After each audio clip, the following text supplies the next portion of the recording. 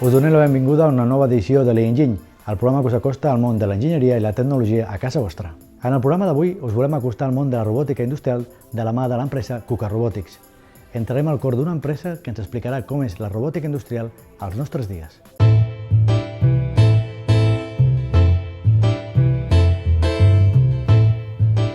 L'aplicació de la robòtica a qualsevol tipus d'indústria és un dels reptes que assumeix KUKA Robotics amb nous robots capaços d'adaptar-se no únicament a grans empreses, sinó també a les petites. Avui veurem com ja són una realitat els robots sensitius, que permeten fer l'assemblatge de peces amb la mateixa sensibilitat que si fossin humans. Ara mateix els canvis que estan havent al mercat en general a tota la indústria és que estem aplicant tota la robòtica a qualsevol tipus d'indústria. Això implica que estem treballant amb robots tant des de 3 quilos de capacitat fins a robot de 1.300 quilos. Estem tant indústria d'automoció com indústria de petit producte. La robòtica aplicar-se aquí en aquest país, a Espanya, era a finals dels anys 70, principis del 80. Llavors, la indústria va començar a aplicar robots en els processos d'automatització. A partir d'aquí s'ha anat augmentant. Aquesta participació del robot en aquests processos d'automatització ha anat augmentant, sobretot en el sector cabdal, amb això és el sector de l'automòbil, que és el que més robots fa servir. Però cada vegada més els altres sectors estan utilitzant el robot com una màquina flexible, que és la seva virtut o la seva característica més important en els processos d'automatització.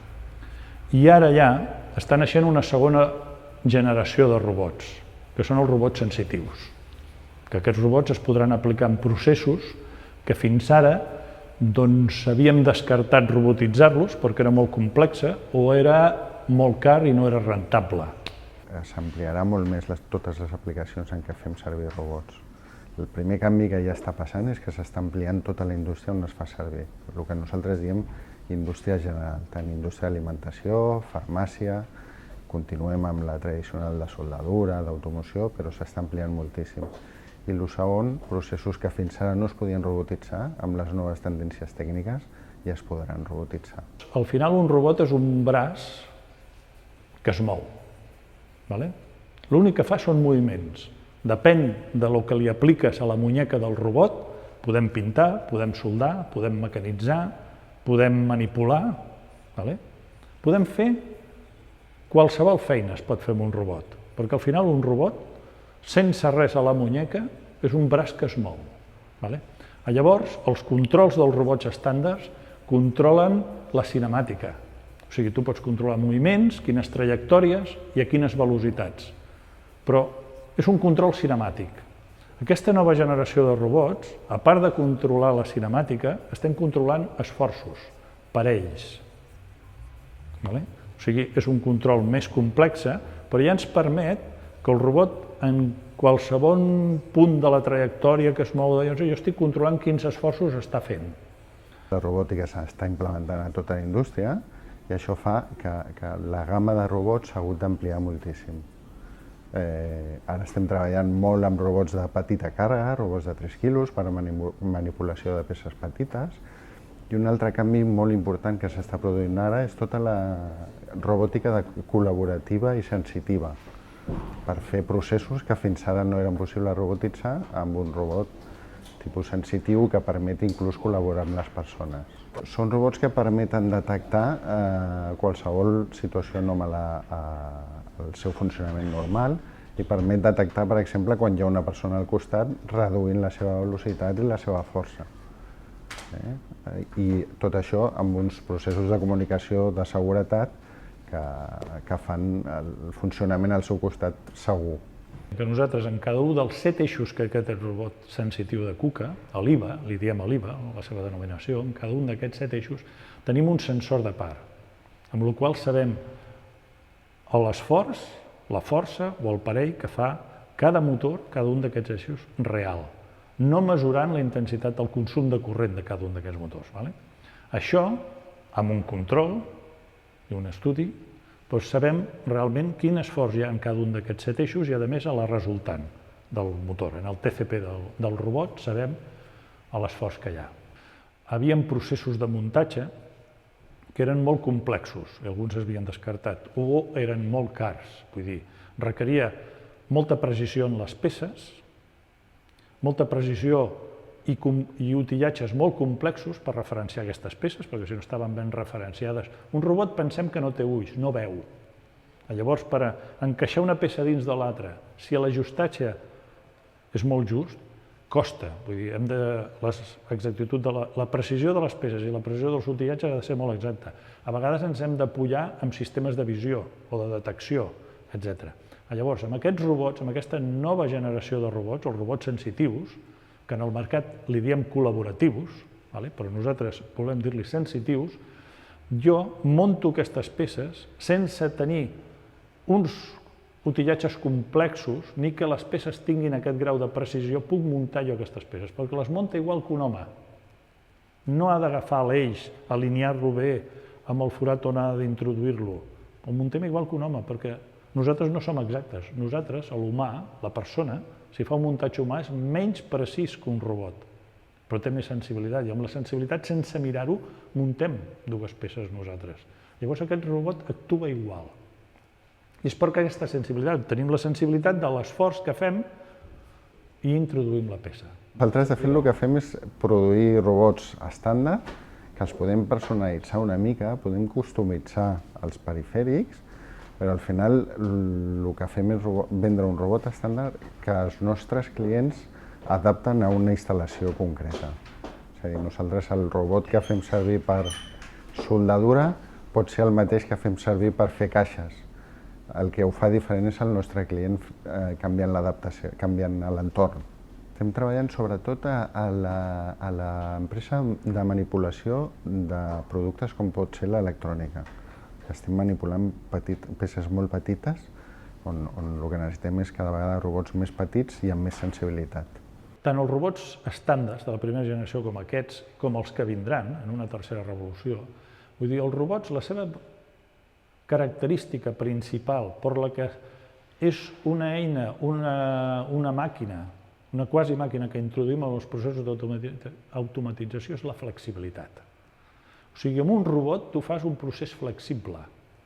I cada vegada pensem que el mercat no demana sèries de llarga duració. Per exemple, la vida d'una moto.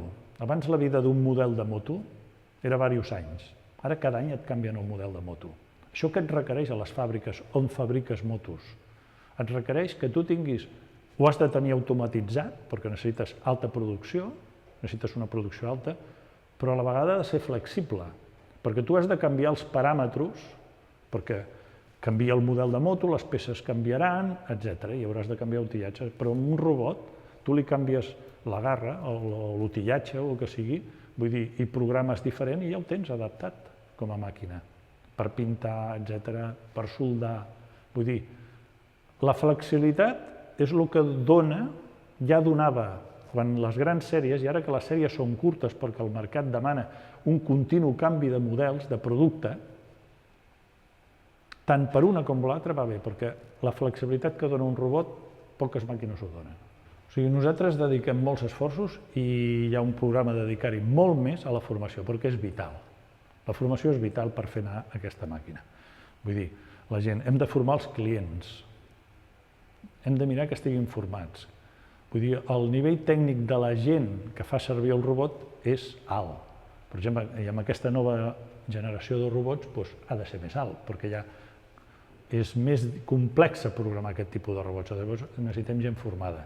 Sabem que nosaltres tenim una varietat molt gran de clients, clients molt grans, clients molt petits, amb dificultats per tenir que tinguin gent formada i preparada, perquè al final a tots ens falta el temps. Llavors, KUKA facilita la formació, perquè a més és un canal de ventes nostre, amb la formació. Per exemple, si formem a les universitats, formem estudiants, doncs ja comencen a entendre i a veure aquest tipus de robot, ja saber el tipus de programació i ja s'adapten pel futur. Pensem que el robot donarà un boom aquí d'uns anys, no sé quants, donarà un boom com va donar la informàtica, que vam passar de la informàtica industrial a la informàtica de servei, tots tenim a casa, però fa 20 anys els ordinadors molt complexes estaven a les fàbriques. La robòtica donarà un boom igual. Ara estem parlant de la robòtica industrial, però un dia passarem a la robòtica de serveis en quantitat. Hi haurà de ser molt... També, en aquest tipus de robòtica, també el tipus de programació canviarà.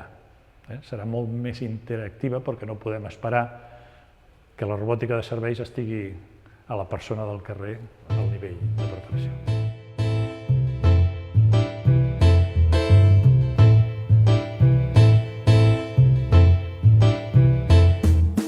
Welcome to the masquerade where everybody in the scene got a part to play.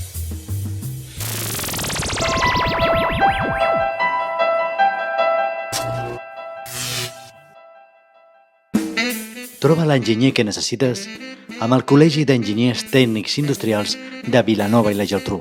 I tota la informació a cetip.cat. A la secció de l'esplai virtual d'avui us volem presentar un joc que segur que coneixeu, el Minecraft. Un joc on els nois i noies poden construir mentre s'aprenen a programar. No us perdeu aquesta secció parlant d'un joc que agrada molt a la canalla. Hola, benvinguts. Avui us presentarem una eina que potser és la que més fascina als infants i joves i que més complicada es fa a vegades tant per pares com educadors. Tot el tema de gamification, tot el tema d'entrar en entorns virtuals, jugar i, en el nostre cas, i segons el nostre lema, aprendre alhora. Estic aquí dins una pantalla de Minecraft creant, igual com podria estar fabricant amb elements de peces d'un Mecano o de Lego, estic creant el meu món, allò que a mi m'agrada.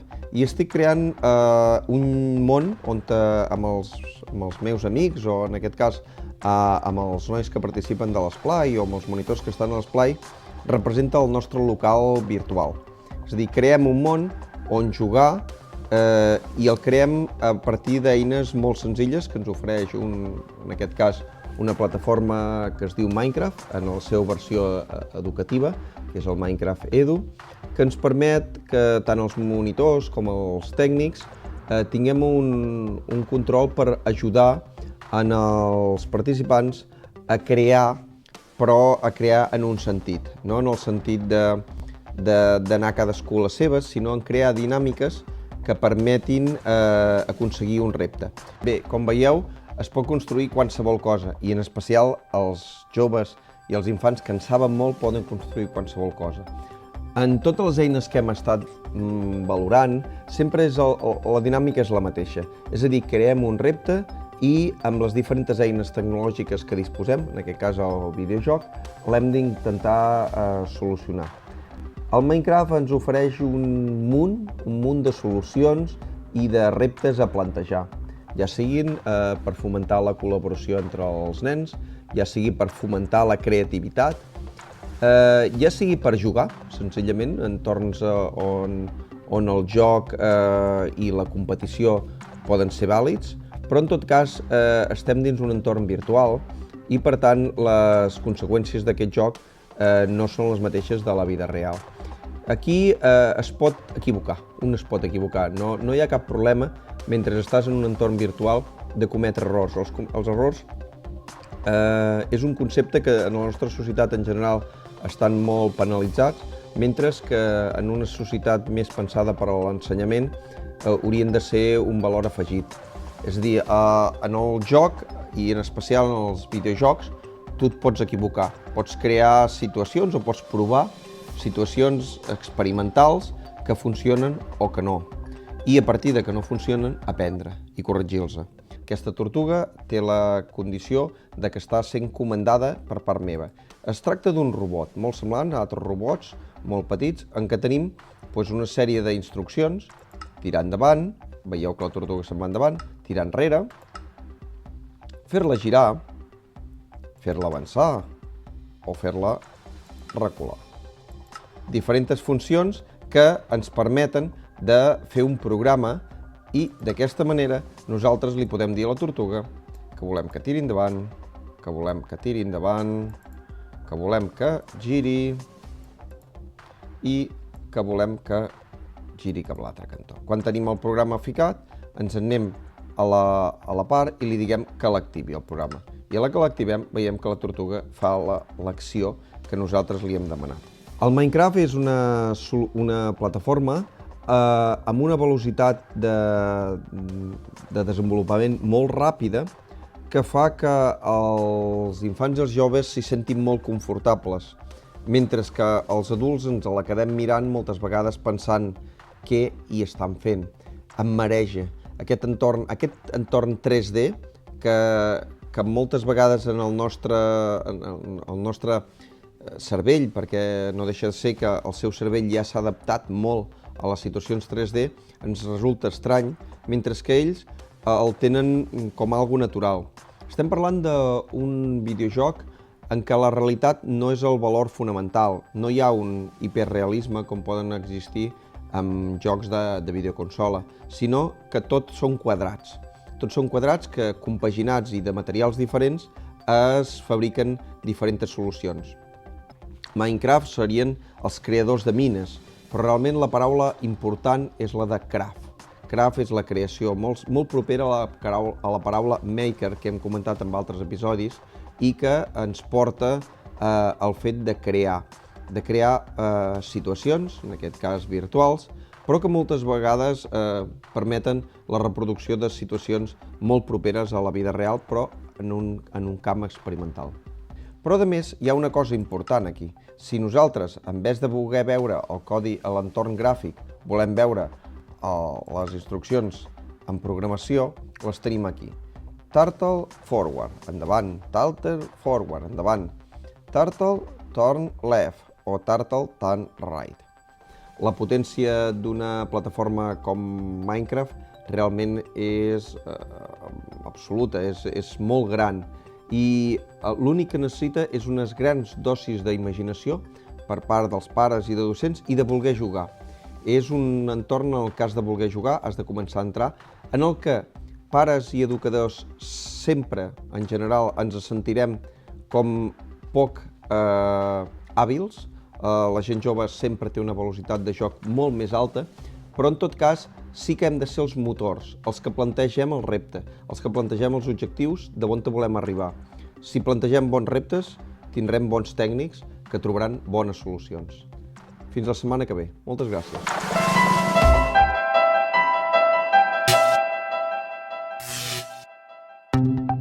Avui farem una mirada a tot el que es pot veure a la xarxa sobre el món de la robòtica.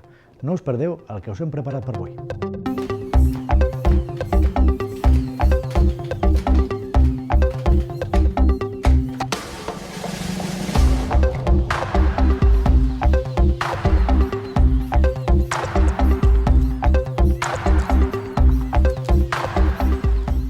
Boston Dynamics és l'empresa que està desenvolupant el robot més nou de Google.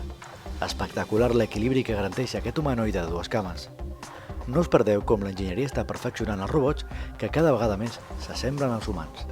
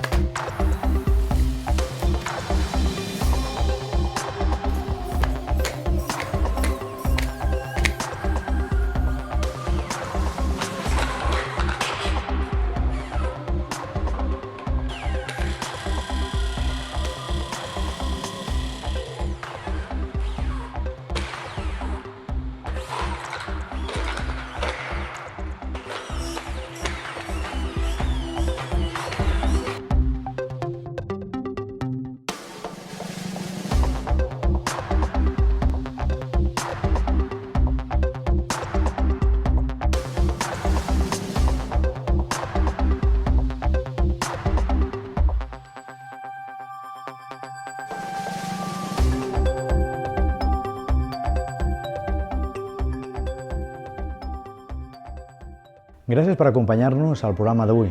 Ens veiem a la propera edició de l'E-Engine. Bona setmana.